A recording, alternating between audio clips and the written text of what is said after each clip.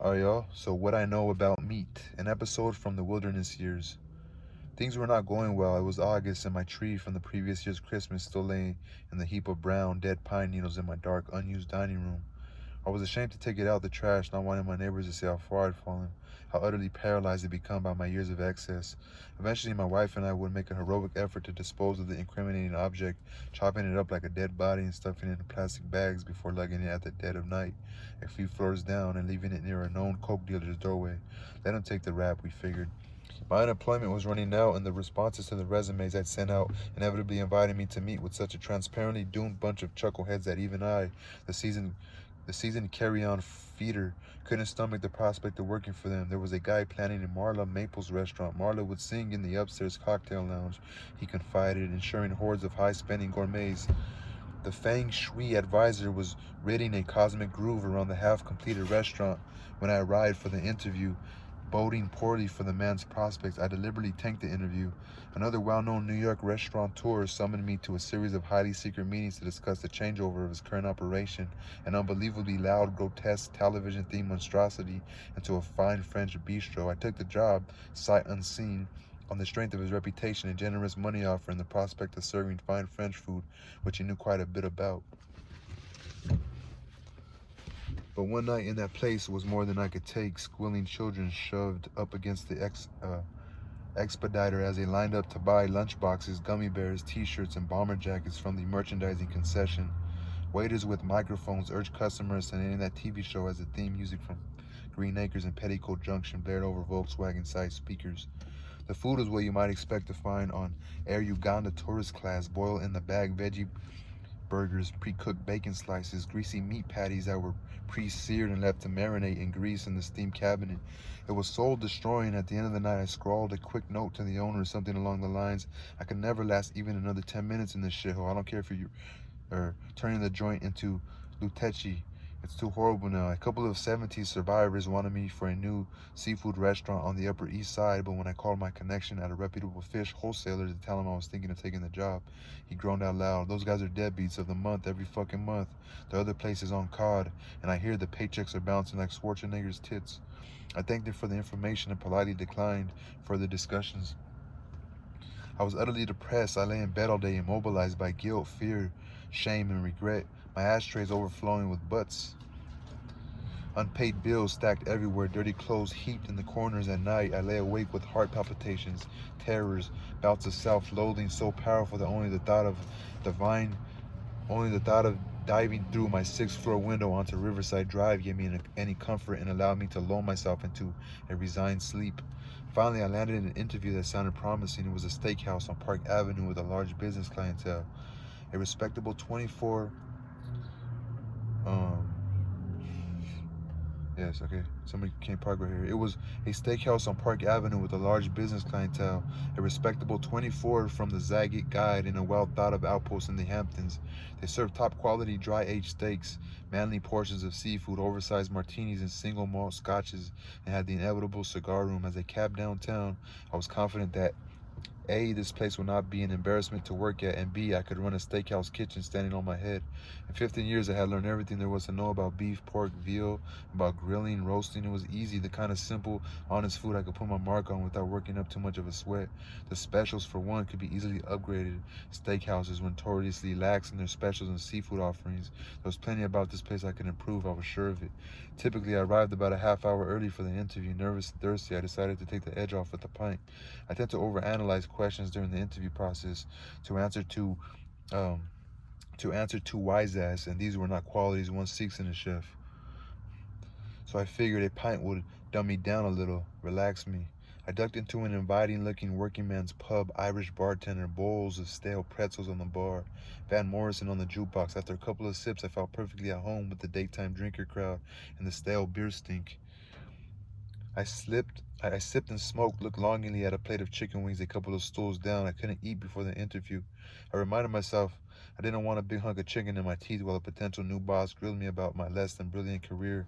As the hour approached, I yearned just to blow off the interview, stay here all day, drop a few quarters in the jukebox, play Steppenwolf's Magic Carpet Ride, and have a few more um, base ales. It would be so nice, I mused, to get paid for this, 1,200 a week. to hang out in the fading daylight of the Irish bars instead of having to go through the full mind-body press of taking on a new kitchen. But I needed the money, I needed the work, I needed to get back in the game. When I walked out into the sweltering mid-August afternoon, I was about as loose and ready as I ever was going to be. The place was done up with the usual dark wood walls and historical prints of horses. Old New York handlebar mustache ball players and clubby accoutrements. It was between lunch and dinner service, and the dining room was empty except for a frosty-haired man with a well-trimmed beard and the casual clothes that say owner, and a younger man in a business suit. They were interviewing another candidate, a stack of resumes in front of them. A bushy-browed maitre d' ushered me to a bar, where I recognized immediately that this was a cattle call. A full bar of serious-looking chef candidates in civilian mufti sat drinking club sodas while they waited. Most were as badly dressed as I, looking broken and defeated as they stared into space, sallow skinned from years under fluorescent kitchen lighting. We ignored each other and tried to look as if we didn't need this job. My fellow chefs looked like sub-commanders on shore leave. I thought nervously, fiddling with swizzle sticks and tearing at their bar napkins, unwilling to smoke at interviews. Fucking weird, bro. Anyway,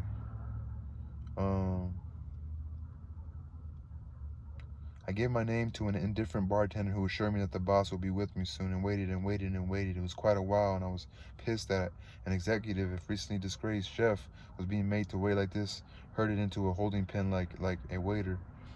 A Frenchman with dark circles under his eyes and bad burns on his hands read soccer scores next to me. Down the bar, the other chefs pretended they were customers, pretended they weren't the type to wait compliantly online for an interview at a steakhouse. I drew strength from their misery. A lone civilian stopped in for a quick midday maintenance cocktail, answering the bartender's "How are you?" with an entirely too chipper for my taste account of a vacation in Aruba, a golfing trip to New Mexico, and mention of the comparative merits of the Beamer versus a Mercedes coupe.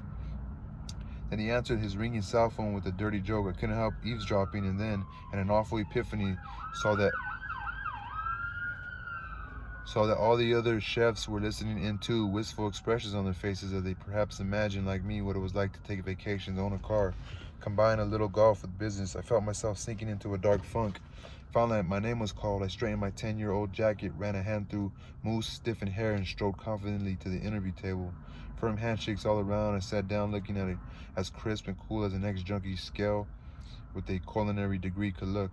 Initially, the interview went well. The owner, an affable Scot with a thick brogue, broque, B-R-O-Q-U-E, is that it? No, B-R-O-G-U-E. I don't know.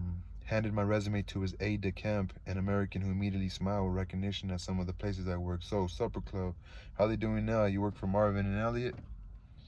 He asked, all smiles now. Those were crazy times, he reflected, a dreamy look in his face. The guy was letting me know that he too had gotten laid a lot back in the 70s and 80s and done a lot of cocaine. We moved on, the American casually inquiring about various periods of my employment history, thankfully missing the fudge parts, the missing months, the long-dead restaurants that I had helped to bury. "You work with Jimmy S?" he inquired, chuckling and shaking his head. "He still wear rollerblades in the kitchen?" I nodded, laughed, greatly relieved at this trip down memory lane. Clearly the man had also suffered under Jimmy at one point in his career. We were bonding. "Haven't seen him in years," I replied, separating myself deftly from my one-time mentor as fast as I could. "Ha ha." I continued to smile warmly at both the owner and the American manager. Listened carefully with a serious yet calculatedly pleasant expression on my face as the owner began to fill me in on the history, philosophy, and long-term aspirations for his steakhouse. There were a few questions from each of them which I knocked down easily. I could see from their expressions that things were going well. I was acing every question. I had all the answers. No matter what they threw at me, I was ready. "What kind of hours would you expect to put in?" I knew that one, whatever it takes. I'll put up a pup tent in the kitchen for the first few months. After that, I usually work 10 to 10, at least 6-7 days, whatever's needed. "What would you say to your strengths and weaknesses are?" I'd fielded this one before, neatly handling it with a wry but self-deprecating assessment of my finer qualities. "Why are you leaving your current position?" Snore. I knocked that out of the park. Knowing full well that to slag on my most recent employer would not speak well of me, I embarked on an articulate dissertation on honest, straightforward American food. What kind of positive changes could you bring to the table? I was doing fine. Every answer I brought smiles and nods, the rote answers falling trippingly and amusingly off my tongue. Soon they were both laughing. I larded my account of my hopes for the future with casual references to owner-friendly buzzwords like point of sale, food cost percent, labor-intensive, and more bang for the buck. Careful too slowly, almost accidentally, you revealed that I was a serious, experienced chef, a reasonable man, good-tempered, reliable, the sort of guy a 55-year-old Scottish steakhouse owner could talk to, spend time with, a realist, a journeyman professional, without airs, illusion, or pretense. I finished the sentence and smiled at the two men, pleased with myself at how things had gone so far. When boss man asked how much money I was looking for, I took a chance, said $85,000 plus family health plan. I was a happily married man after all, and the guy didn't blink. He just jotted the number down on the corner of my resume with a sharpened pencil and said, "That's doable."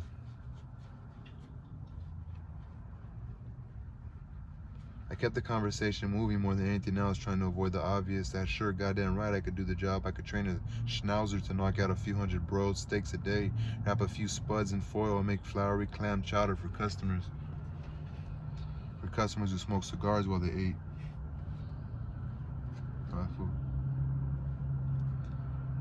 This gig would be ridiculously easy for me, practically free money. I didn't say this, of course, that wouldn't be good. I was closing in on the position. I could feel it. I cleverly volunteered that my personal approach to cuisine was appreciation of fine ingredients, that too much frau on plates, food too sculpted, excessively garnished like that of many of my peers, was a distraction. Owners usually like this rap, and by saying it, I had inoculated myself against the "I'm too good for this place" issue. Oh yeah, I assured them all those squeeze bottle Jackson Pollock, the signs on plates, the carved veggies, and the frizzled this and that's, they detracted from the natural beauty of fine ingredients. A time-consuming and costly indulgence that satisfied only the chef's ego. Good food, honestly prepared, I repeated, doesn't need that silliness. Doesn't need that silliness. If the ingredients are the best, they are prepared conscientiously. You don't need it. My tone implying that there was something less than masculine, even gay, about dressing a hunk of meat up like a goddamn birthday cake. This was going down very well until suddenly things took a strange and confusing turn. The owner leaned in close and with unexpected gravity lowered his voice and asked what was clearly the big question. His blue eyes searched the inner recesses of my skull as he asked, his thick brogue, B-R-O-G-U-E, in a passing delivery truck obscuring the words I didn't hear. I asked the man to repeat the question.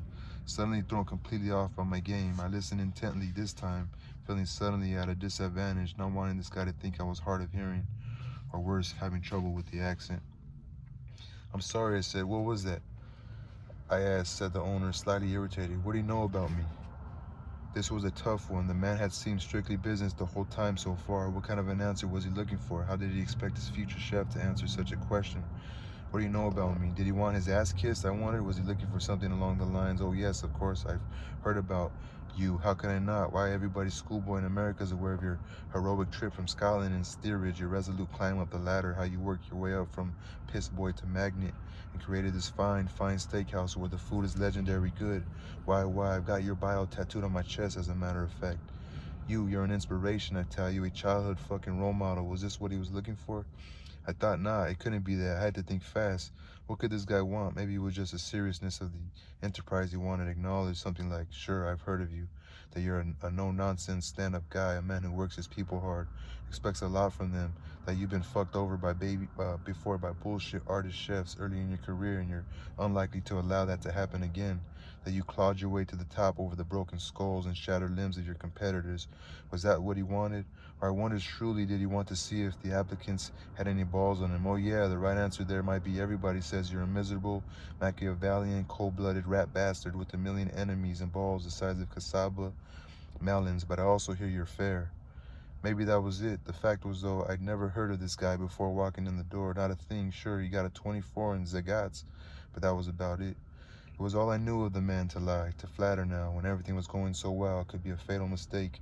So I decided to take a shot at the truth. Proudly, with what I later realized must have seemed to be nearly idiotic pride, I answered the "what do you know about me" question with complete honesty. I stared back into the owner's eyes, smiled, and with forceful determination and complete candor, answered as breezily as I could, considering my heart was pounding in my chest. Next to nothing, I said. It was not the answer he was looking for. Both owner and manager gave me tight, shocked smiles. They might have been impressed with my balls, but this was clearly outweighed by an instant appreciation that I was not going to be the next chef, nor would I ever be. I got it wrong somehow. Oh, they laughed. They were even amused, a little too amused, I thought, as he tidied up the stack of resumes, signaling the interview was over in what seemed like seconds.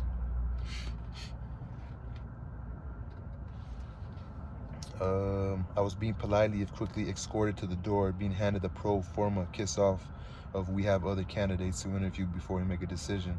I was halfway down the block, already in a full flop, sweat from the August heat and the ringer these guys had put me through. When I realized my mistake, I groaned out loud, practically bursting into tears at the foolishness of it all. As I realized, exasperated, what this proud Scot had actually asked me, this steakhouse owner, whose end-of-the-week sales reports proudly constituted at least 90% meat sales, hadn't been asking me what I knew about me. He asked a more reasonable question for the owner of a very successful steakhouse. He asked me, what do you know about meat? And I, like some half-crazed, suicidal idiot, savant, kamikaze pilot, had asked him to repeat the question, pondered it thoughtfully, then proudly replied, next to nothing. It was not my finest hour. Oh yeah, that was the end of what I know about meat. I'm taking off.